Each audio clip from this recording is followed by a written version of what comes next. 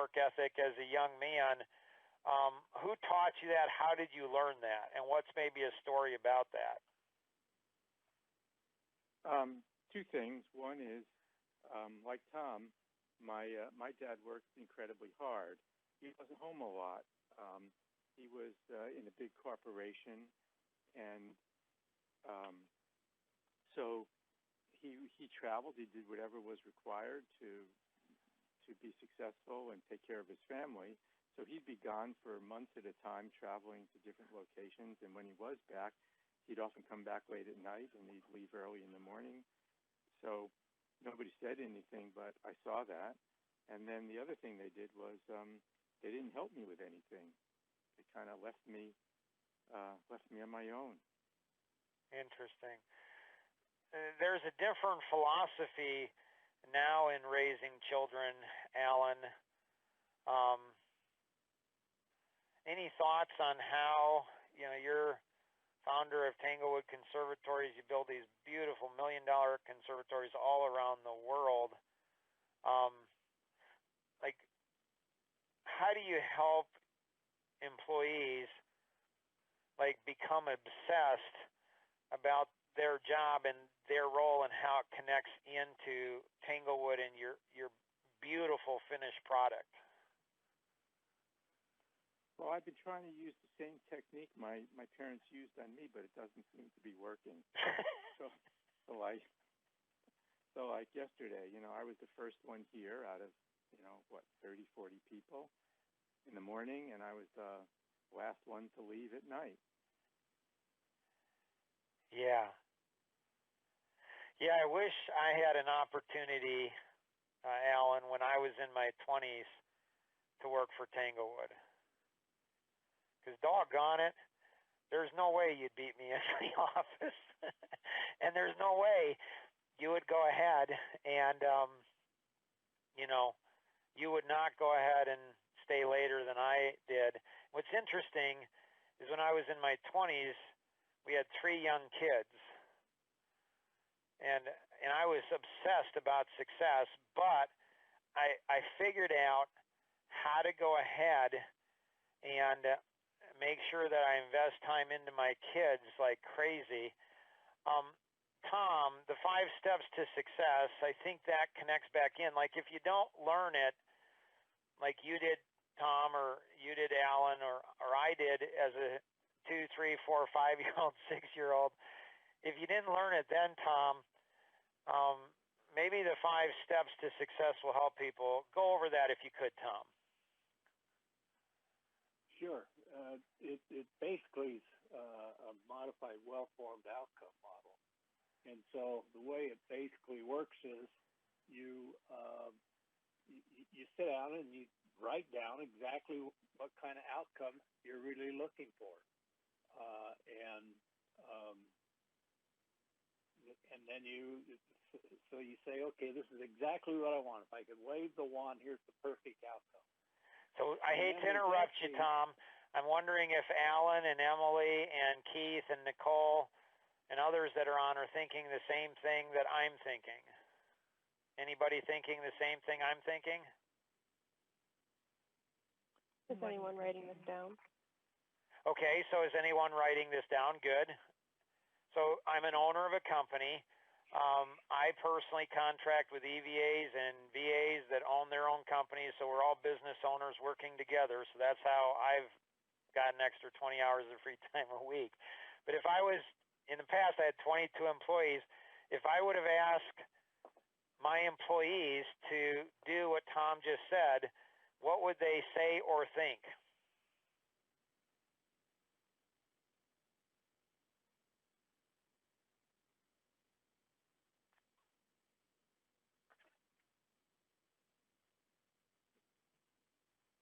You're asking me or them?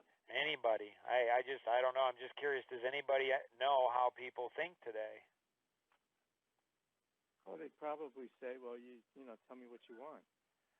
Yeah, so if you tell an employee, write down what you want, what will they likely say?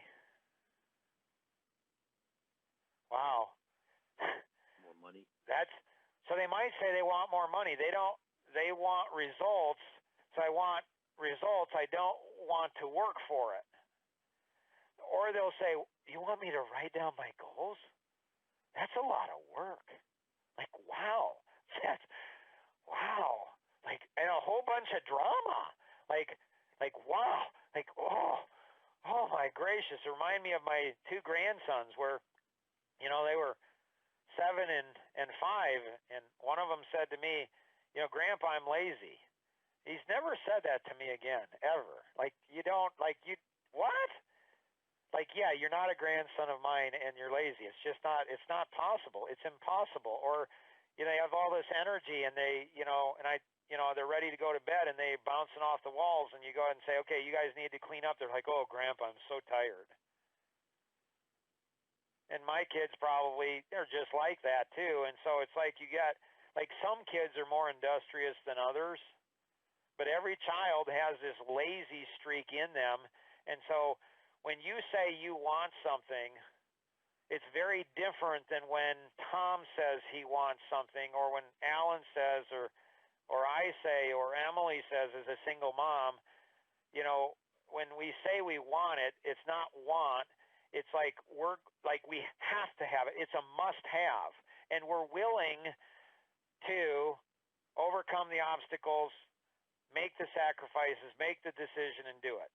So that want, it's important that we understand that want requires work, and the more we want, the more we have to work. Funniest story. My 19-year-old son, when he was 12, we were talking about goals or something, and he's like, yeah, Dad, I said something. I said, you need to set goals. You want to do this. You need to set a goal. He's like, well, Dad, you set goals and you never hit them. I'm like, excuse me, son? And he's like, yeah. I said, what's the goal, son, that I've set that, we haven't hit?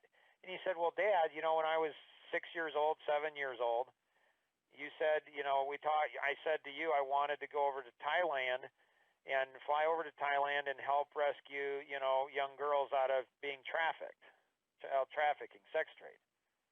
I said, I remember that, son. I remember when you were 6, 7 years old and you said you want to do it. And he's 12. And he's like, we never did that, Dad.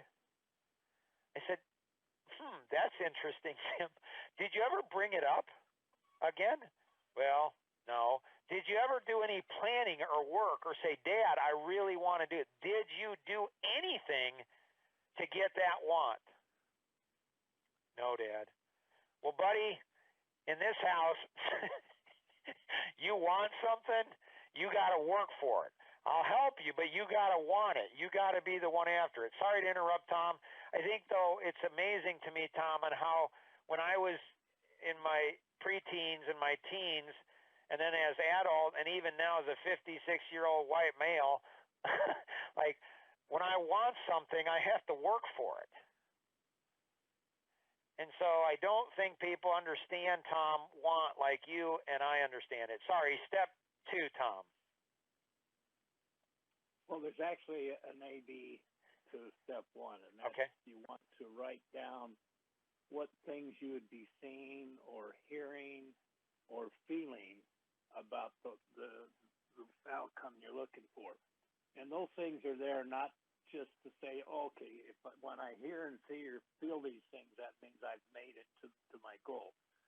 That's not the case. You'll start to hear and see and feel those things before you get to your goal, and what it tells you is that you're on track. You're there. You're not there yet, but you're getting there. So then the second thing. Just a second, Tom. Sorry to interrupt. Don't want to be the crabby grandpa, but I got to go ahead. This is for my grandchildren. I'm sure it doesn't apply to anybody else, okay? I have 6 grandchildren, 8, 6, 3 3-year-old girls, 2 of which are twins, and then a 4-month-old. So this is for my grandkids. And so grandkids, as you get into your teen years, when you say this is what I'm going to feel or this is what I'm going to see, what that requires of you is not to be watching TV or videos or gaming or drinking energy drinks or smoking marijuana or doing something else. Like sit on the porch and look at the sky and say, what am I going to really feel? And it's not some artificial feeling. Like it's not something like it's not like playing a game that's designed to make you feel great for doing nothing other than sitting on your butt. It's not for smoking weed and you feel no depression. It's why are you depressed? Because you're lazy, for crying out loud. And yes, if you smoke marijuana, you won't be depressed. You'll still be lazy though. So like there's value in working hard. And so when Tom says, like visualize, like see it, feel it. It's something you worked hard for. It's something you had to struggle. It's something you had to sacrifice. It's something you had to give up something. It's something that you had to wait maybe 5 or 10, or my wife and I, we waited 35 years to go to Hawaii. Like 35 years. We made sacrifices for our 7 children. We made sacrifices for the business. We made sacrifices for community base and giving a lot of money to a lot of causes over the years. And we sacrificed going to Hawaii for 35 years. That was one of our goals when we got married. So again, Tom's not as dramatic as I am. And so I got to be dramatic for my grandkids and those others that may not realize that there's so much. It's so cool to work hard to get something you want and not have it be given to you by your parents, your grandparents, or the government, or somebody else, your employer. It's something you want, and you work so hard, and the more you work, the more you sacrifice, the more obstacles that you have to overcome, the more you're going to appreciate it. Sorry, Tom? Well, that's exactly what I was going to say. So thank you, Mark. You're welcome. Well, after you get your want down and you go through exactly what Mark said about the ABC of one, then you're going to sit down and say, what are the obstacles that would stop me from getting to that outcome that I want? And you list every single one of them. You keep asking yourself, any other thing that would stop me? And it doesn't matter how small it is. If it's something that would stop you to get to that outcome, you write it down. So you've got this whole list of obstacles. Step 3 is then you go back up to the top of those obstacles, that list of obstacles, and you say, what is it that I have to give up to get over this obstacle so I can get to the outcome? And you go all the way down that list, listing exactly everything you're going to have to give up to get over each one of those obstacles, and you define it out. Once you've got that done, then you go to step 4. This is the pay. This is where it really matters. This is the internalization of this process. And there's only one of 2 answers, yes or no. So you start at the top of the list. You say, is it worth it to me to have to give up whatever it is you wrote down about what you have to give up to get over that obstacle to get to your outcome, yes or no? And you continue down that list answering that question. Is it worth it to me to give this up to get over this obstacle, get to the outcome that I want? You continue that down until you get to the bottom or you hit a no. If you hit a no on any one of those items where you say it's not worth it to me to give up this thing to get to that outcome, then you have to go back and start over because you're not going to get to the outcome that you want because you've identified an obstacle that's going to stop you from getting it, and you've now told yourself you're not willing to give up what you had to give up to get over the obstacle. If you get all yeses, then the 5th is kind of the Nike. You know exactly what it is you want. You know what people are going to be saying and what you're going to be hearing and seeing. You know every obstacle. You've decided what you have to give up to get over the obstacle, and you've internalized that process and said, yes, I'm willing to give up all of these things to get over those obstacles. So now I just work a plan. Nice. All right. Sorry, go ahead. No, that's it. Okay. So what we're going to do is go into overdrive. So work is learning to see work in a very different light. Most people think of work, as work. What if we learn through quantum thinking to view work in a very different way? What if work became something we enjoyed and had so much fun and experienced so much enjoyment and pleasure and passion and joy that the more we work, the more happiness or joy we experience. What if that was our view? What would happen? What would happen then in being able to go through that? So when we connect the dots in the quantum thinking world, like entrepreneurs do, and we look at work, we ask the right questions, deep questions, painful questions, hard questions, then we listen in a quantum world, then we see things that reveal our intentions and the intentions of others, then we think differently, radically different, which gives us capabilities, which gives us the ability to internalize, which gives us the ability to do, and being able to go through. So the quantum, the DNA for people, business, and life, bringing all of this together is what makes this so magical, so radical. And then as Tom said, the internalization of it, questions lead to awakening. Radical questions lead to radical awakening. Listening gives us an understanding of why, and it connects it back in that helps us to see new insights, new ways of thinking, different ways of thinking, which purifies our intentions, which then leads to thinking, not just thinking differently, but radically thinking differently, which gives us new capability, which gives us leverage, which then gives us the ability to internalize its changes. And we know we change when we do something different. And then what happens? And then we fail. And that's the life. And then what do? We get it. We're not that smart. We're not that smart. We're not that busy. I'm not that good at taking personal ownership. I don't really work that hard. I don't really care about people all that much. Now, when we look at caring, that creates an awakening inside of us, something in our brains that clicks, something to think about. Dimensional working in its simplest form is not only working hard physically, and Tom and Alan, how much time do you guys have? Got a minute or two? Yeah. Alan, can you share about the physical work and how you were a young man and you went ahead and did the work of, 2 people plus?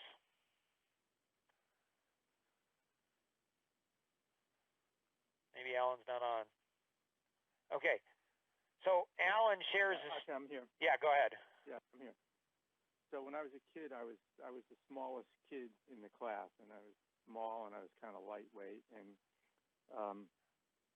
when I was working, I was in the construction trade, and we were building high-rise concrete buildings, and I was what's called a concrete form carpenter, where we had to build the forms that they would, the molds that they would pour the concrete into, and we'd build them out of plywood, and it was very heavy plywood, and they would coat it with oil so the concrete didn't stick to it. And so you'd carry these things around all day, and normally it would two big guys would carry these things around, and then there was great big heavy pieces of lumber as well. And I would just pick it up and I would carry it myself. I wouldn't want to wait for anybody. I wouldn't want to depend on anyone. I wanted to move fast, and I wanted to get it done. And so I would just pick the stuff up and I would carry it myself. And I did that all through that particular job. And when the job was over, generally the way these construction jobs would work would be that the construction company would hire all these workers for a particular job, and when the job was over, they'd let everybody go until they had another job. And so when this job was over and it came time to let everybody go, they let everybody go except for me, and they said, we'd like you to become a foreman, and we'll train you to do that. Yeah, neat. Emily, you were sharing about how you were waitressing, very different type of work. So there's hard work, physical, mental, relational, spiritual, and emotional. And so you were sharing about how you worked hard, but not the physical side, but the emotional side, the mental side, the relational side. Can you share that, Emily? Yeah, so when I was a waitress for about 9 years. It was one of the most rewarding jobs, and what I loved about it is you're always talking to new people, so it's always a little different, but could also be one of the most difficult. and the fact that your entire job lies on making other people happy. And especially when it comes to food, some people are near to impossible to do that. But probably one of the hardest things is so if you go into work, and you're not having a great day, or for example, you have stuff going on at home outside of work, you're upset, you're angry. If you're not in a job where you can hide away from the customers or hide away from other people, unfortunately, with waitressing, you can't do that. In fact, your whole job relies, again, like I said, on making other people happy. So I'd have to go up to these tables and I'd have to interact with them and smile at them and, act like I was fine. I'm happy. I'm so excited to see them. Meanwhile, who knows, what I was dealing with before that. But the cool thing about it is the more I forced myself to smile, forced myself to pretend to be happy with these people, is that by the end of the night, usually within a couple hours, and definitely by the end of the shift, 9 times out of 10, I had naturally put myself in a good mood just from forcing my mouth to smile, which then, releases, your body responds to that in a certain way because you're smiling, so your body starts to naturally get happy. So it's kind of interesting and fun to see because you can only hold on to one, type of thought at a time. It's either negative or positive. So if you force the positive thoughts, then it kind of changes your whole mindset, and you naturally just become more positive and happy. Wow. Wow. Very cool. When we look at the 7 T's to great stewardship: time, talents, treasure, trust, truth, temple, and thought, being a great steward of these 7 T's, ours first and then other people, really powerful.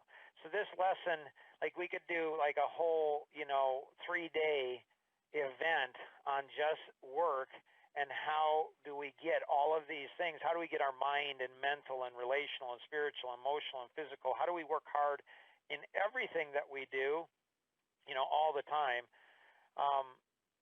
We've shared this in the past, so we'll fly through this again. And then here's the work model. And so you have working for yourself, working for self and others, working for groups of people, and then working for total strangers. And then we have the 10 different dimensions in work. And so which dimension are you?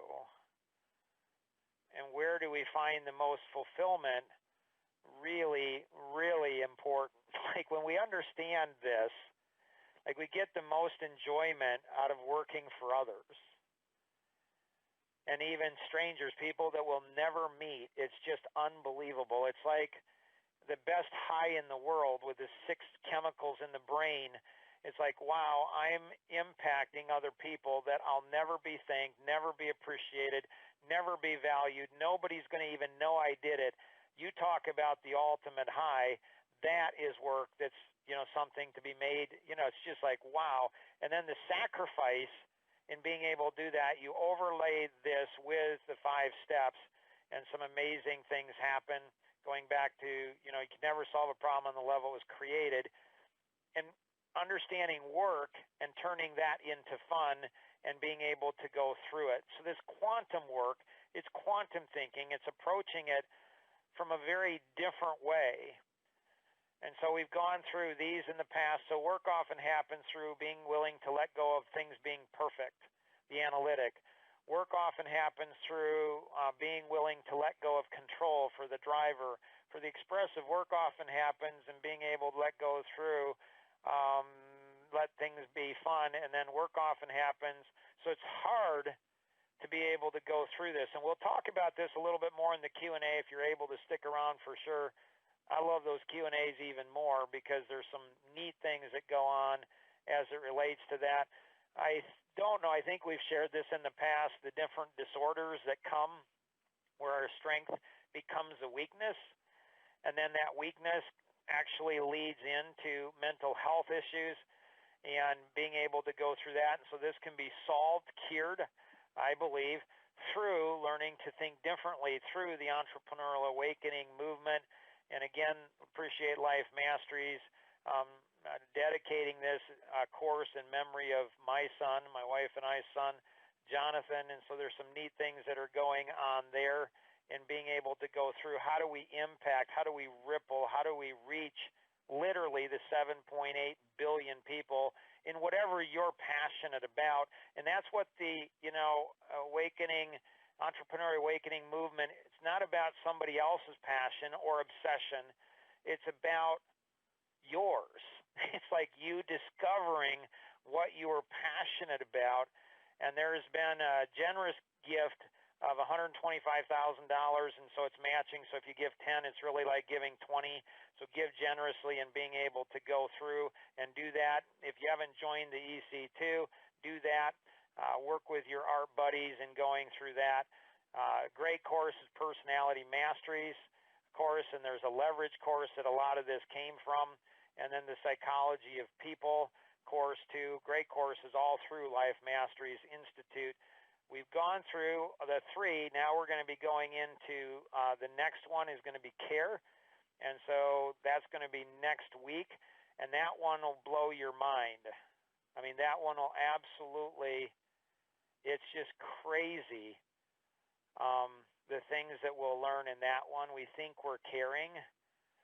But when we make a dimensional jump through quantum thinking, it's far beyond that. We'll have a 5-second media break, and then we'll move into the Q&A. Here we go.